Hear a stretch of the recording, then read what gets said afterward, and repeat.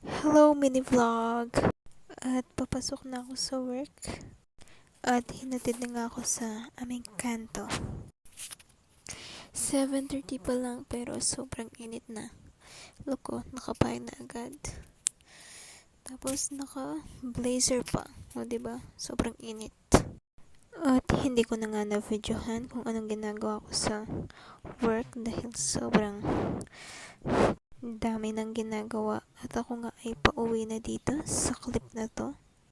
At kung makikita nyo naman, medyo makulimlim at nagkalat na yung mga dahon sa kalsada dahil sobrang lakas ng hangin. At dyan naman ay umulan na nga at sakto ako ay nakasakay pa sa harap dahil puno na yung sa likod ng jeep, kaya no choice, dito tayo sa harap, kaya ako ay nabasa. At sakto din, ako ay malapit din sa may pintuan ng jeep. O diba, as you can see, sobrang lakas na ng ulan dyan. At ang nakakaloka pa ay yung katabi kong passenger. Tinanong siya ng driver kung sino mauna sa amin bumaba. At sinabi niya ako daw ang unang bababa. Pero mali, una siyang bumaba. Nung pagbaba ko, di ko na na-open yung payong ko. Kaya ayun, ako'y nabasa rin. Tapos dyan ay sumakay na ulit ako kasi medyo malayo pa yung sa amin.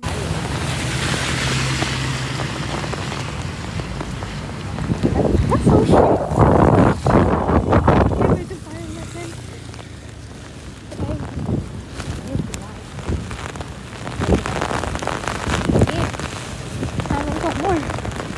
Nadadalan ako ng hangin.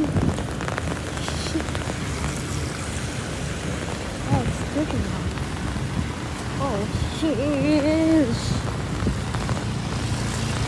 Oh my god. Shit, look at this.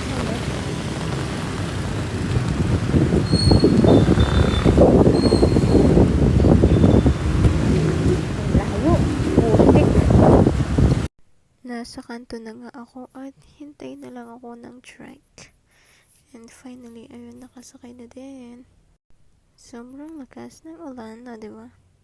So, hi, annyeong. So, ayun lang. Bye-bye.